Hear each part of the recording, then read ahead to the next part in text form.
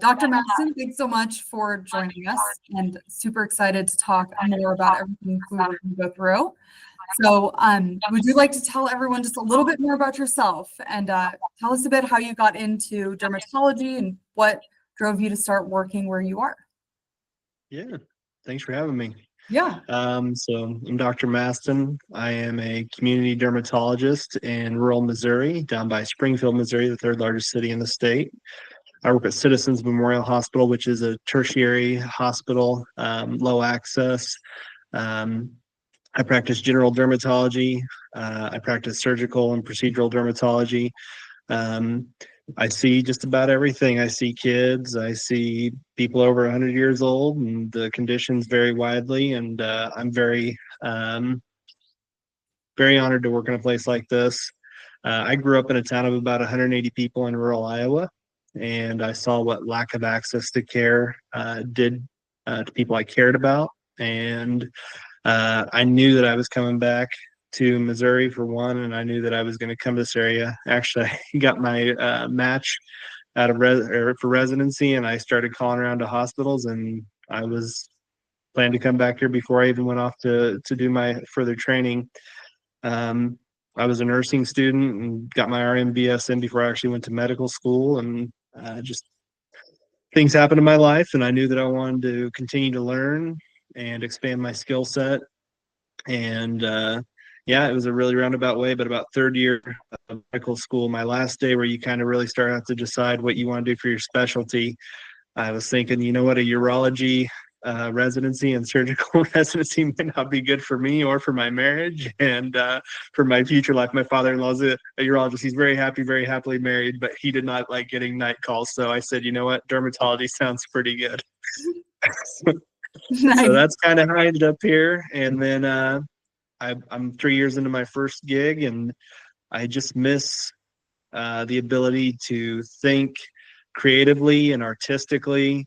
And I had so many patients come to me and ask me, hey, what can you do for this? And it might be wrinkles, or it might be pigmentation, it might be vascular lesions. And it was, well, I know what to do, but how do I go and I offer this service because there's demand here? So that's kind of where I am today. And I just opened up this week my medical spa here in Bolivar, Missouri, a town of 13,000 people. So I'm very excited. It's been a big week for me. I just did my first energy-based device treatment since the doors have opened officially, and that was like a big day for me. I felt like such a big boy going and walking my patient out the door. That's awesome. And I know you were doing some treatments too with like some other med spas in your area. And I know it's been really important to you, like working with the other places in these rural communities. So how has that been for you? It's been wonderful, honestly. I had talked with a few of the med spa owners here in town, and it's surprising they're more than I would have expected. And once again, that kind of showed me that there was demand. And I would have people that were referred in, which I think, we had some nurses that were in the office before in Springfield, Missouri, about 30 minutes away, and it might be like, hey, like I'm concerned about a lesion, and they told me to come in. So I think this is very important. I think that, there's the aesthetic side, but at the same time, what really separates people in my mind is the ability to look at something and say, hey, this doesn't fit quite right. Maybe you need to go through and be evaluated further. So I think that was important for me. And I think it really showed me too that I could partner with these people and we could have a very symbiotic relationship where I would go through and maybe somebody wanted Botox and I just wasn't doing it in the hospital. There's too much red tape. So it'd be like, hey, I know this person, they do Botox and I think they do a nice job.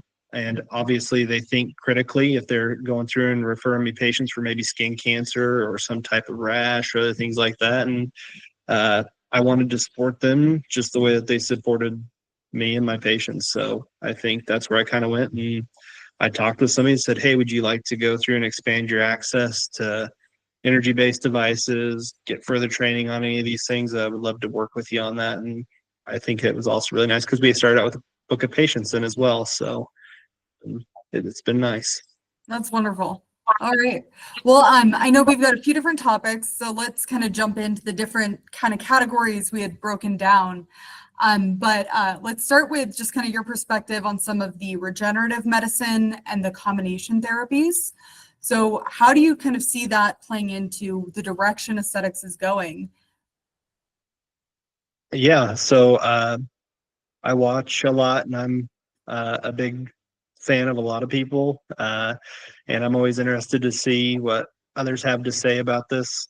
But I think it's been really interesting to hear about maybe not turning back the hands of time, but maybe just staying where you're at and aging in place. And I think that's a really interesting concept. And I think that's probably, in my mind, a little bit more realistic goal. And but there are things, that I think can be very rejuvenative and regenerative. I know we're talking about energy-based devices here, but I mean, when you look at the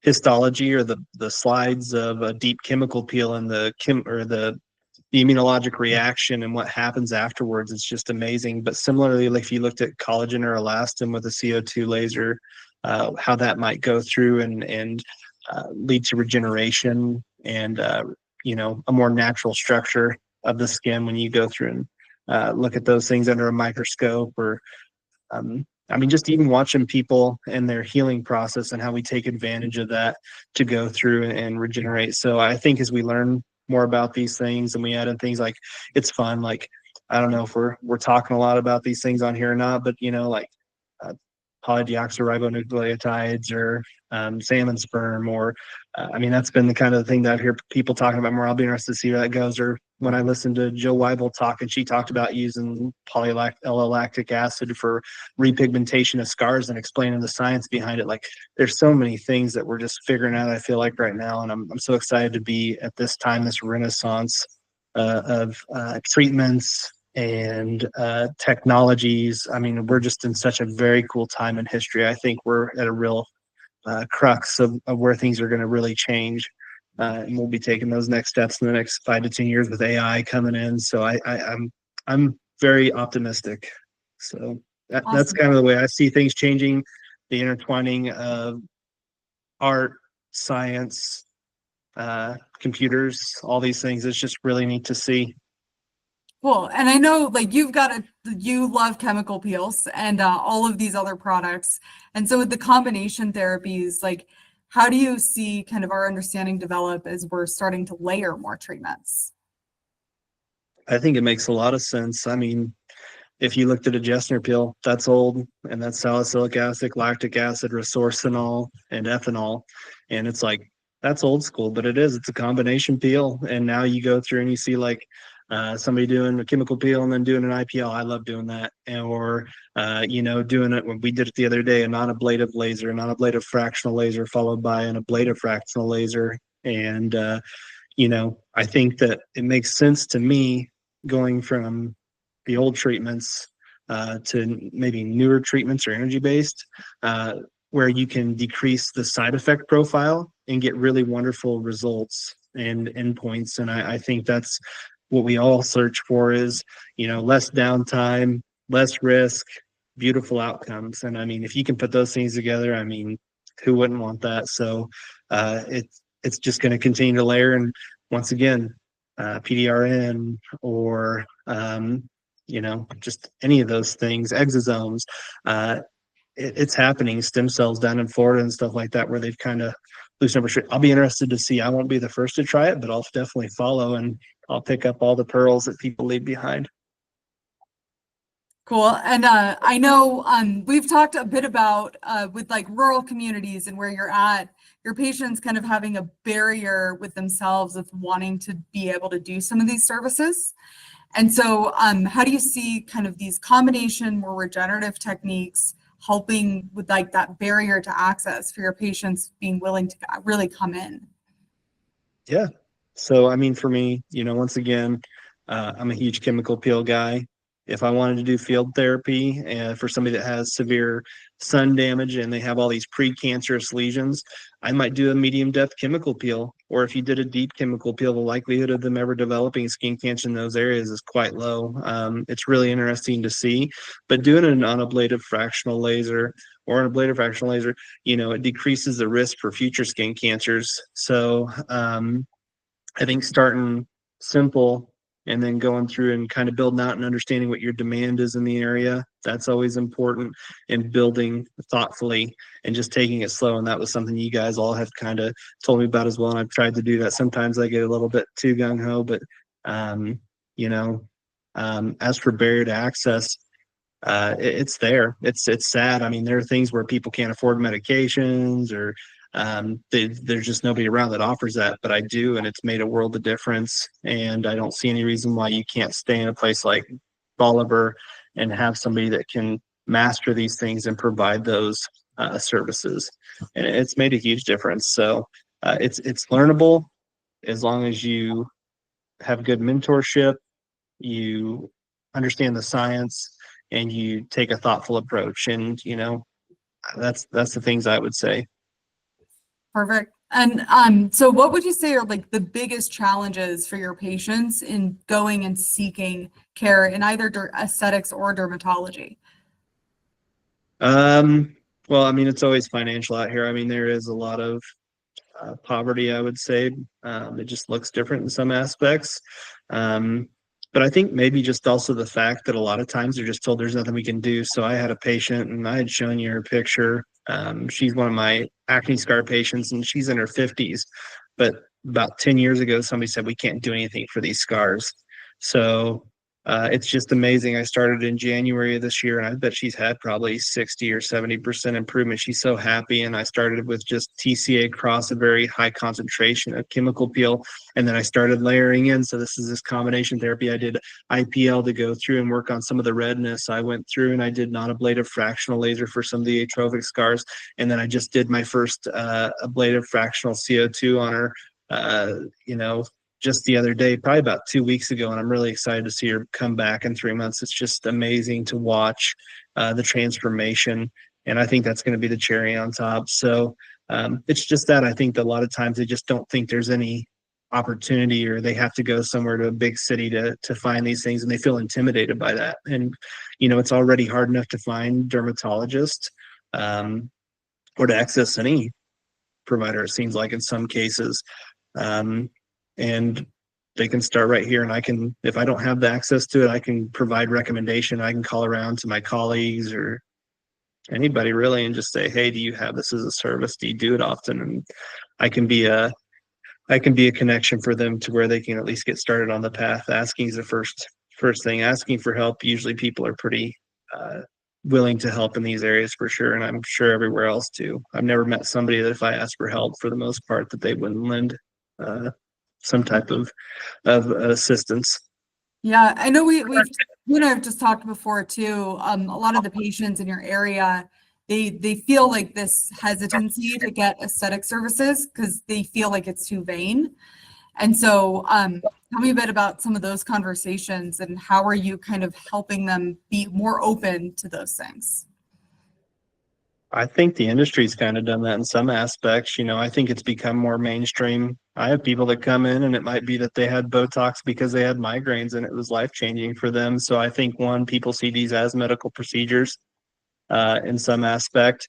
I love telling them that, if you do a chemical peel or you do a laser like we talked about, you're maybe decreasing your risk for future skin cancer. So I look at it from that. And, I think that vanity is one thing, but a lot of times, there is benefit outside of just the cosmetic of this.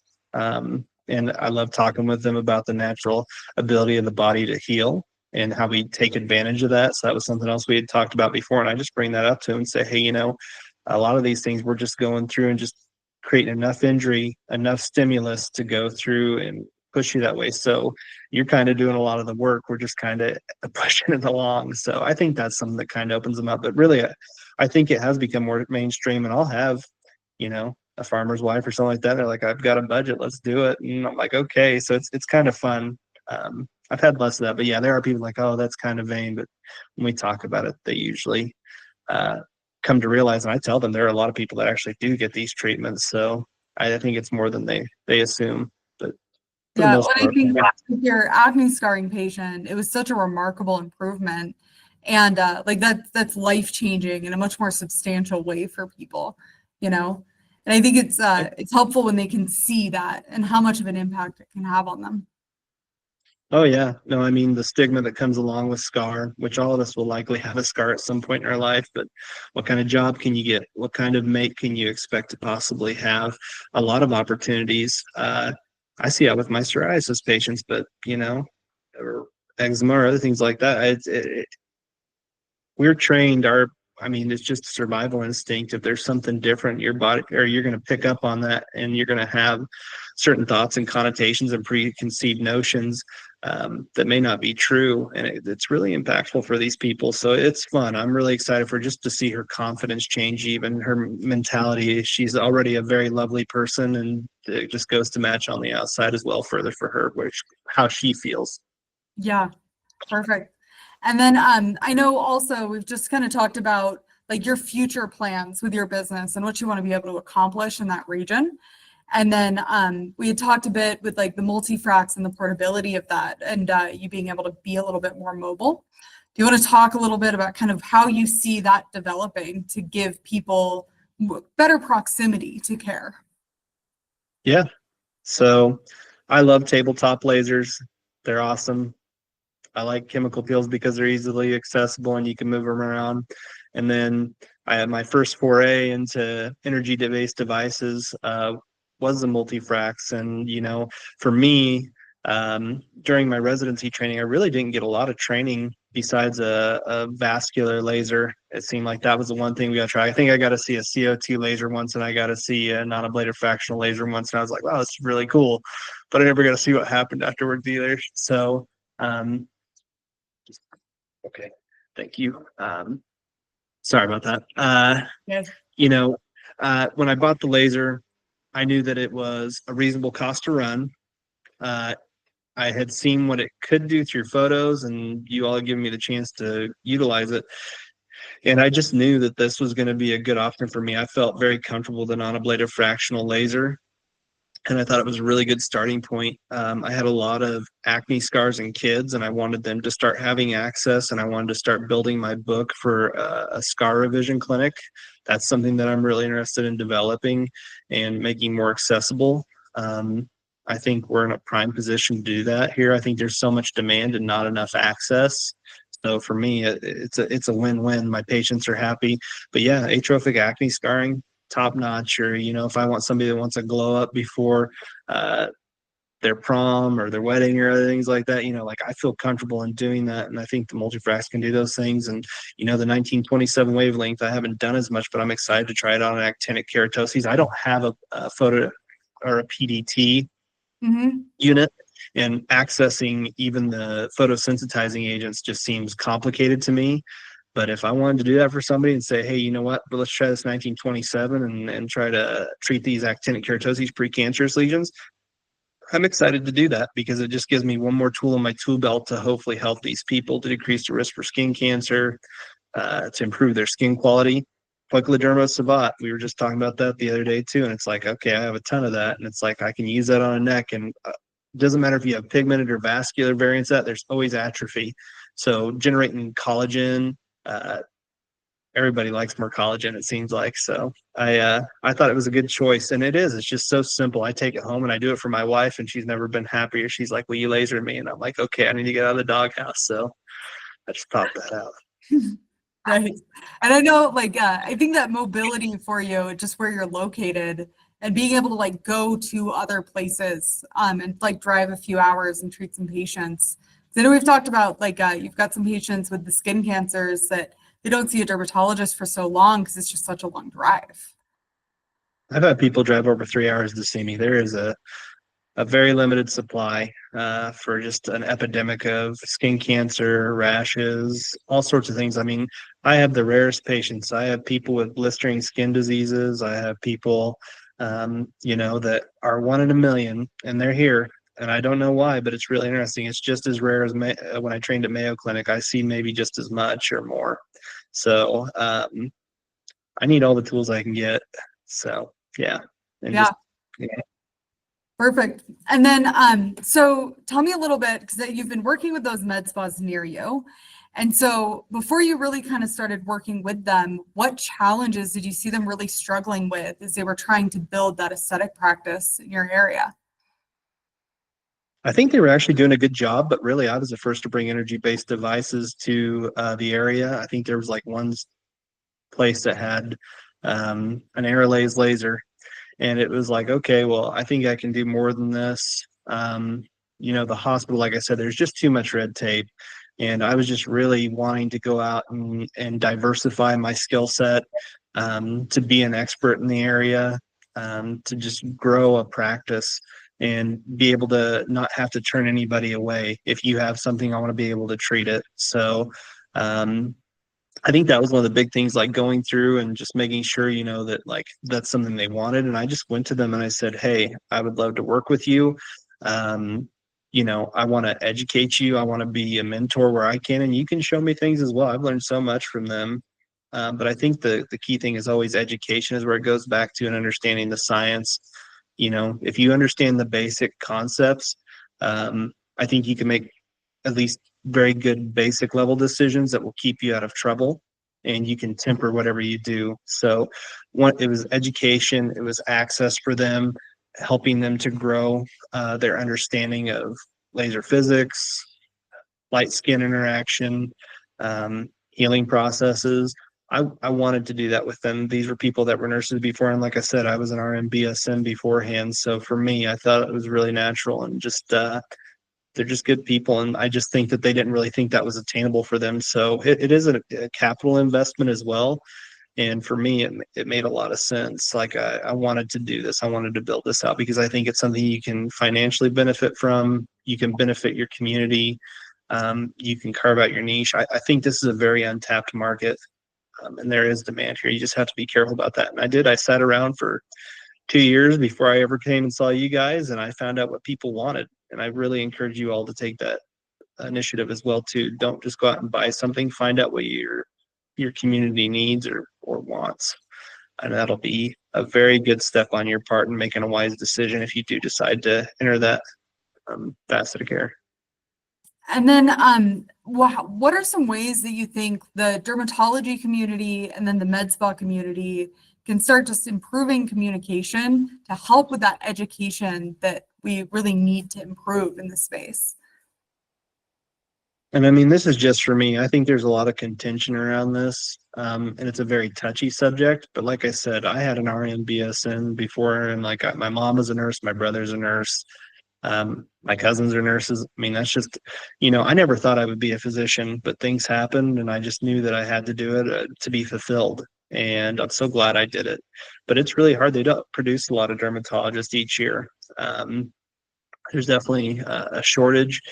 But I think overall for me, I just always had the impression that it was my duty to try to educate and to ensure that safe outcomes happened, and, like be a voice of support and reason to my community and to the people that are providing care in it. Like, obviously they have to take responsibility for their own actions, but it's like, hey, like if you ever have questions or you want to talk something through, or you're considering doing something, like I'm happy to talk. But I think that's kind of my thoughts on it. But I think there's a lot of legislation that might be going on right now too, and I'll be interested to see what happens in the industry. But for me, I think I want to be positioned in a place where I can be a leader and I can go through and I can take on that role. If that's the case, like I can only see so many patients in a day, and I can only do so many procedures in a day.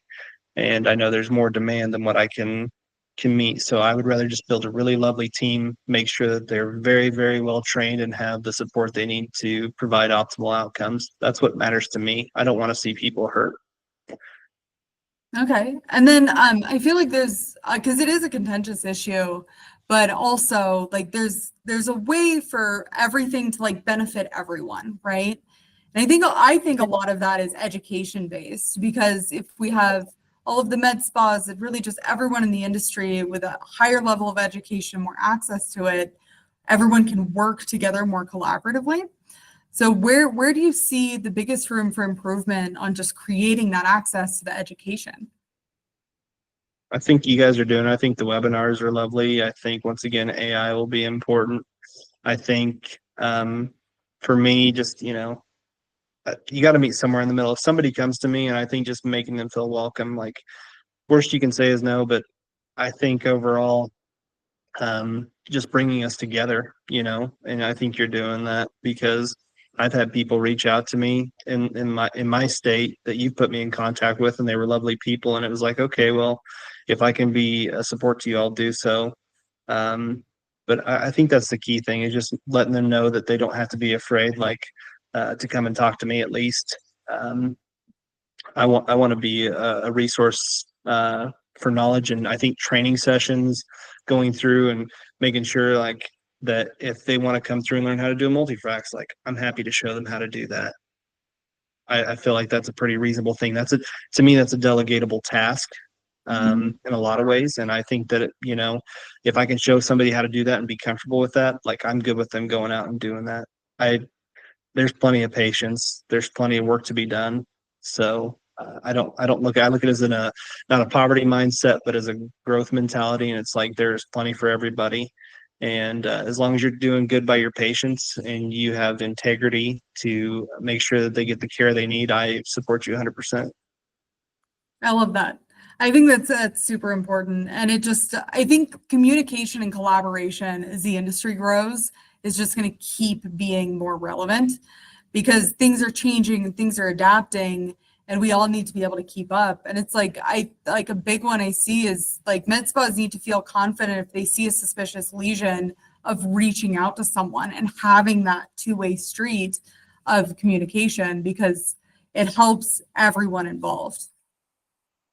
Percent. Yeah, I couldn't agree more. And the people that I have seen with a background in dermatology, even if it was nursing, I feel far more comfortable for their patients. So, whether it's a pigmented lesion, don't just go laser everything. Like you understand that once you've seen somebody that's had melanoma or that's had a basal cell or a squamous cell carcinoma that's maimed them or caused far more significant issues, it's sad.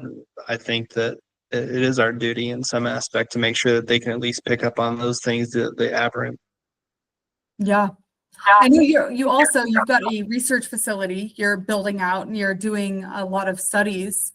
And so I Yes. think that's going to be a great influence as well. A lot more literature and studies on some of the equipment would be great. Yeah, I'm really looking forward to it. I'm hoping that's something I can build out. And, when we talked about collaboration just a second ago too, where I trained at, there was not a very strong industry presence. And I think in some ways that's good, but I think at the same time, it's so important for just physicians to understand at least industry and how we can work together to really advance care for people. So that's been a huge change in my care, being able to go and prescribe any medication that I want to, if I think it's the right call for my patient and they're on board with that decision.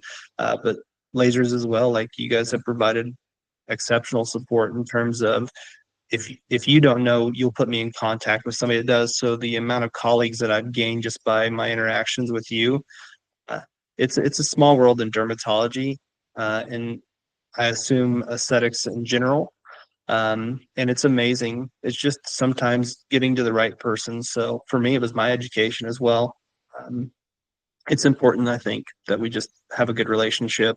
And as long as we're honest with each other, that's once again, the integrity of the relationship is so important. So I would encourage people that are coming out of training, if you are a physician or wherever you're at, uh, I don't think you have to look at industry as the enemy and it's us and them. I think it can be a really wonderful duo. Somebody has to build the lasers, somebody has to develop the medications, and at the end of it, hopefully the patient has a great outcome. Perfect. I'm really glad it's been helpful. And I think it means a lot to us to be able to facilitate those kind of relationships between other providers. So for people that are opening a med spa, what would you think is, in your perspective, is like the most important foundation to build something successful? Yeah. I think understanding your goals is really important and never losing sight of those. I think taking it slow and being deliberate about your actions and how you want to go about your approach and where you might find a niche if that's what you want to do. those are very important questions. And like I said, understanding demand, that would be like the one key thing that I would encourage you to do. Like, if you're going to spend X amount of dollars on a device that will do X procedure, make sure that that procedure is something that's in demand and consistent. That would be something I worry about patients where I'm at about being financially harmed, because medical costs continue to rise. And I think it should be the same for aesthetics patients as well. I think there's a happy medium there where both parties can be very happy, but I hate to see people get into a loan or in over their head, and all of a sudden what started out to be a dream becomes a nightmare. I don't think that's what I want to see for anybody. So I think just being deliberate, understanding the numbers, talking with people. They don't have to be aesthetic and they don't have to be medical. They don't have to be anything. You can just go through and you can understand like what's break even, what's your expected ROI, but also understanding the true demand. Like I said, I think that's really important. Know your population and know them well. Yeah, absolutely. I think that's such a big one. And we see that a lot on our side, especially since we work with pre-owned devices as well, and we purchase pre-owned devices. When people get into that type of situation, we oftentimes end up talking to them, and it becomes really challenging to recover from that. I would totally agree. This going slow is so important. Yep. And I've had to really temper myself. You guys have been good about that. They've been good to me. They told me, just hold on, don't do that just yet, and think about it. And it's always good advice. It is. It's interesting to see, because even in my time frame, I went, during the peak of COVID, and they went through and they were trying to stimulate, and it's like interest rates are 2%, and you're like, okay, that's great. That's like free money. And now, we've seen them rise, and it's like that's a big difference over the course of that loan. I caution people to do that. I want it to be a great thing, and just having a business plan, understanding so that you can get through this, and you can help people, and you can help yourself, and have a very nice practice. I think that's important. Financially healthy is important, and there's no denying that. But yeah, just be careful. Yeah, I would totally agree with you. And then so what advice would you have for med spas or people opening an aesthetics practice, dermatology, med spa, like any private, in their approach with the salespeople that are coming by and making the right decisions? Because there's a lot of noise. There's a ton of noise. Yeah. So be very careful there again as well. Like being able to set somebody down and do the treatment. If they tell you that you're going to be a rock star and you're going to make $1 million with any device, like just be very cautious. Like, I think there's a big difference. I think the key thing to do is to shadow people that may have that device, seek mentorship. Once again, go to the horse's mouth for the information. Like, I would be very cautious about that, and just make sure that you do your due diligence. To understand, operating cost. Are you going to have to deal with a lot of maintenance and repair, like things that may not be a first thought about when you buy a device, because it's shiny and sleek and it's sexy and you're like, oh yeah, like this is awesome. But like at the end of the day, if it's breaking down all the time and you can't go through and pay it off, that could be a really big issue too. And just, support and other things like that. I think there's a lot of myths and misconceptions in terms of like, if you work with MRP or whoever you want to, but like, to me, it's like, like if I have a device issue, they have people that can fix these things. Like, I had a laser that they don't even make anymore, and they built it from scratch for me. It's like one of my favorite lasers in the world. And I just love that. Like, to me, it's like I get a phone call from them, like, and I'm on Google Meet or a Zoom call. And it's like, hey, like, can you show me how to fix this if I do need to do anything? A lot of times they can, and it's like, all right. Or if I ship it back out, I get it back pretty quick. So having those resources. Laser. Yeah, the very light laser. It's one of my favorites. So I just it's old school, but it's great. And like I said, I love tabletop lasers, and bang for the buck, it's top notch. So that's one that she taught me about, and I started reading into it. I'm like, okay, well, this makes a lot of sense, especially for my rural community. So that's what I guess I would say. Just be careful always. And I would just say, go to somebody that you trust. And if you can't do that, like, I am a resource. I'm happy to talk with you and I'll be honest with you. So I would just throw that out there today on this Yeah, webinar. absolutely. And then as you're kind of looking at lasers, because I know you've got quite a bit now as you're building everything up, but Yeah. what are the things that are most important to you as you're evaluating something, right? Because there's so many variables to consider. What are the things that you think matter most? I mean, you can break it down, and these are people that are way smarter. They're like, and I just would talk to them. I would go and I would ask a bunch of people, and I'd be like, "What do I need?" And they're like, "Well, what's your community?" And I would break down my population. They're like, "You need something for reds, you need something for browns, you need something for resurfacing." And that's the way I always just kind of looked at it for one. And I started working with a med spa, and they did more health wellness GLP-1. It's like, okay, well, maybe contouring is an option there. And come to find out, yeah, the state of Missouri had used less GLP-1 than other states is what I came to find out. But I think that there was a huge market to tap there as well. It just hadn't been done. So going through and getting like a lipocell or other things along those lines, like I wanted that and the ability to do muscle stim to make sure that I kept lean muscle mass. Like, I don't know. I'm seeing a lot of things change in terms of dermatologic care and literature. I think that's going to come out. I think the GLP-1s will be a huge part of that. Why not be on the way that's going to be? I think we're going to be riding into multiple different specialties. I think they're a very applicable medicine for a lot of different reasons, and I'm excited to see their use. So I just kind of try to intertwine it.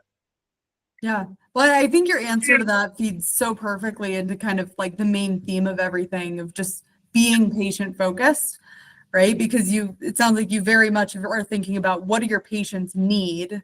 How can you help them? And then reverse engineering it. Yep. That's kind of the gist of it. And, if you set up a questionnaire or other things like that, or just sitting there and talking with somebody after you're done with the treatment, like, what else would you like to see? That's been so insightful for me. And I love talking to them, and I like trying to pick up on the key themes that are going on. And like, I listen to experts. I look at what's kind of coming into the industry, and then on top of that, just listen to my patients. And I think that's a really great trifecta to kind of keep your finger on the pulse. It's worked out for me, at least so far. That's great. So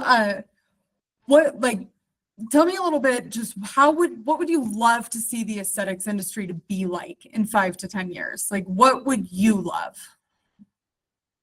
Oh, that's tough. I just, once again, I think inclusivity is always important.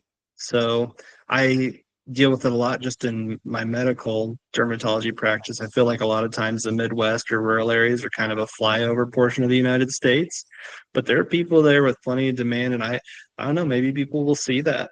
And so I just hope there's more inclusivity there. Uh, that's something for me, just from my background. Um, I really hope that continues to grow. Um, I don't know. I think those are kind of the key things I would say. And just, um, maybe just to move back towards more integrity. I think you guys are doing a great job at MRP. Like when I hear your goals in terms of education and support for the clinician, I'm totally on board with that. And I think you guys are very patient focused as well. So I think that's something I can get on board with. And as long as that integrity is there, then you have my trust. So I appreciate that. I think it's important for everyone to really just like the whole industry to work together towards that goal, because ultimately the industry doesn't exist without the patients. Yep. I think you're 100% right. And, I'll be interested to see, like I said, I don't have a crystal ball. There's a lot of things going on right now, and it's kind of messy in terms of like legislation and other things like that. But I hope that we self-regulate ourselves more so than having to have outside influences do that. So I think that it's important to make the right decisions for the right reasons to where we can do that. Yeah. With the regulation stuff that's coming and that self-regulation, what are some things that you'd love to see everybody just kind of keeping front of mind? Just put your patients first. Yeah, I think that's the key thing. If you do that, then I don't think you can go wrong. Yeah, you know, if you put that first, that's a great foundation. And just be honest with yourself. Like I said, don't lose sight of your goals or your values, especially for money or short-term gain. If we go through and we really keep in mind who we have laying in our chairs when we're doing an injection or doing a chemical pill or using an energy-based device. Like that's somebody's mom, that's somebody's sister, that's somebody's dad, brother. I mean, it's a person. And I think if we do that and we try to help them reach their goals, like it's such a gift. It really is. Like I said, like that acne patient, like that's life changing. And I'm really thankful that I get to be a part of that. And like I said, I'm so excited about what's on the horizon in terms of cosmetics, wellness, health in general, medicine, surgery. I mean, we are really at an amazing time in history, and I'm glad I get to be a part of that. I love that. Well, if anybody wants to ask a question that's watching, in the lower right-hand corner, there's an icon that is a grid. It's got a bunch of little tiny bubbles, and there's a little button where you can hit Q&A and you can submit a question. A couple people sent in some questions ahead of time. And so what would you say is a good kind of foundation technology for a new med spa, or a couple, if there's a couple that you would think?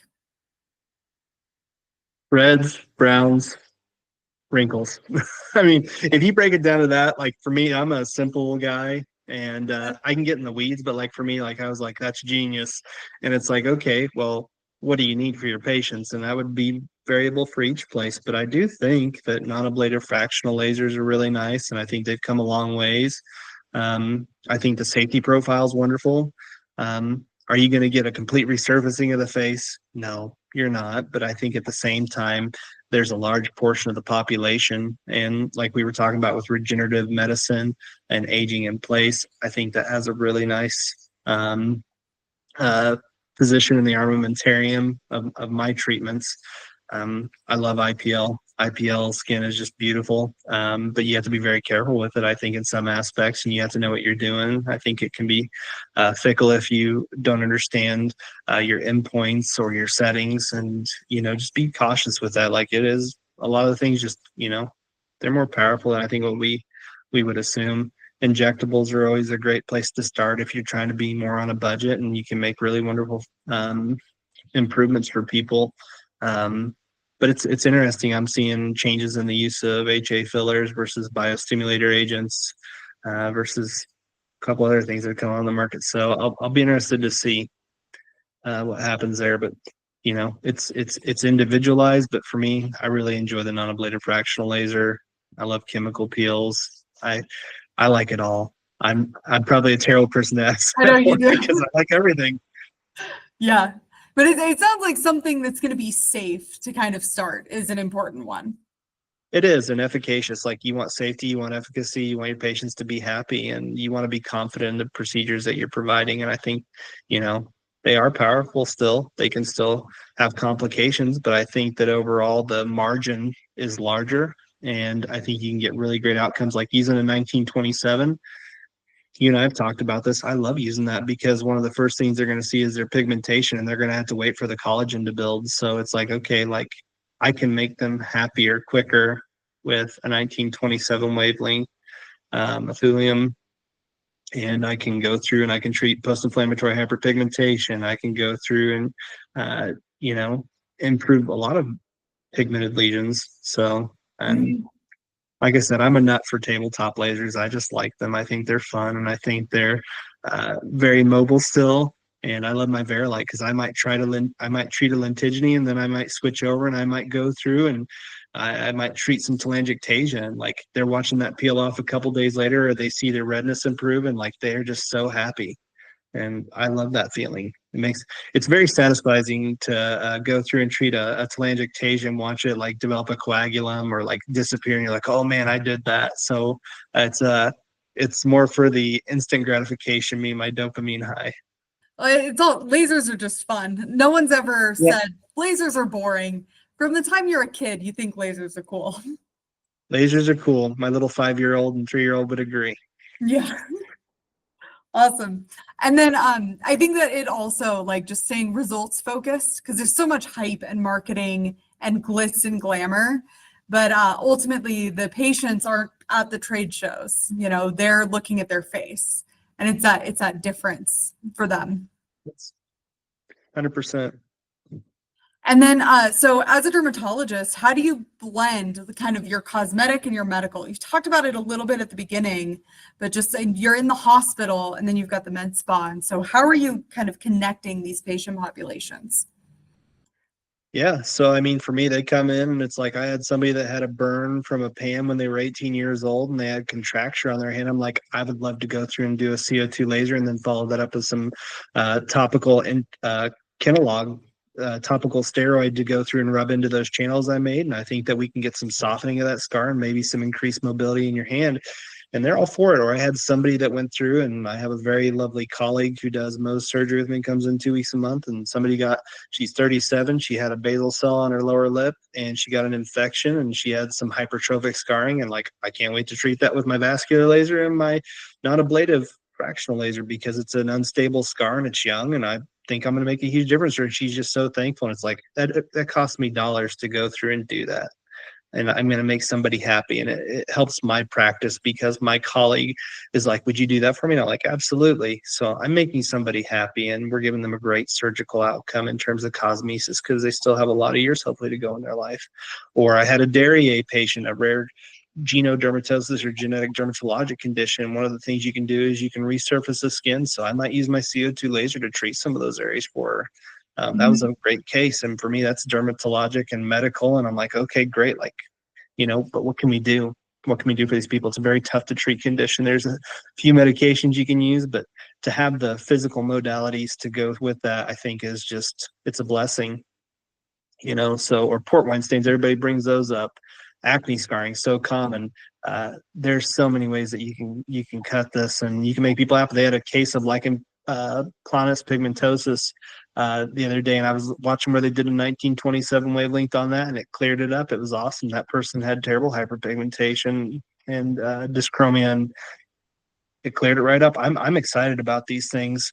If I even just used, what I want to say, a laser for psoriasis on focal areas, like I can do that. Or if I wanted to go through and try to treat somebody's toenail fungus, I don't want to do that one, but I do sometimes. But it's like you can use a laser. Yeah, that's great. And I think it also, like some of those patients where you've been able to make such a life-changing improvement on something that wasn't as vanity-based, it also, like where you're at, it's such small communities that I would imagine then when they're going back and they're going home, people have known them for decades and they're seeing the difference. And it helps kind of allow people to be more open-minded. Yeah, you're 100% right. It's funny. Like well, once again, like that acne scar patient that I was telling you about, that I'm so excited to see her in 3 more months. But it's like, she works in a bar as a bartender, and she's face forward with everybody, and she's had people come up and be like, wow, something's different. They can't tell what it is exactly, but they're like, your skin's different. And it's like, that's pretty cool too. So I really love that. I think that's a great feeling. And as for the port wine stain or things like that, like that's that kid's entire future in front of them. Like I said, the stigmas that go along with that, I think. So I'm very, very fortunate. I get to do what I get to do on a regular basis. So yeah, I never thought I would get to. I'm so glad you do. I'm so glad that we've gotten to know you. And I just want to say it's been such a pleasure really watching you build this and develop and just the whole progress of it. It's been really cool to see. Thank you so much. Appreciate all your support and just anybody joined tonight. Like I said, if I can ever be a resource for you, please pay it forward to others. And I think we can do wonderful things. So yeah. Yeah, I think the industry has a tendency to divide us, right? And it makes it so competitive. And we have to kind of collectively look past it and work together and work methodically. And I think it will improve it for everyone involved. I agree. Yeah, I think I would much rather not be adversarial and just try to lift others up. I think that's the key thing. Educate, support each other. It's already tough sometimes. So yeah. I think fundamentally it's not the providers, it's the overarching industry of it. Because any aesthetic providers, like you get into it to make an impact on people. And then you kind of lose sight of it when you get into those situations where like you got stuck with stuff, and then it makes you just kind of have to be more competitive. Whereas the way out of that is working together. Yes. So, anything that you'd want to kind of like wrap up with, or like main takeaways? Main takeaways, like I said, I'm happy to be a resource for anybody if I can be. I'll always shoot you straight. Like, you know, I'm where I'm at because of other people that watched out for me and went to bat for me. I'm in a position because I had other people that cared about me and supported me. So I want to, like I said, pay that forward. I think that's so important. I love it. Okay, well, we will wrap it up. We are going to send everyone a recording of this. And if anyone wants to connect with you, I'm happy to share contact info, make introductions. And I think we can start elevating everything together. Thank you. Thank you. We'll talk soon. And thank you everyone who watched, and have a great night. Thank you. Have a good evening. Bye. Bye.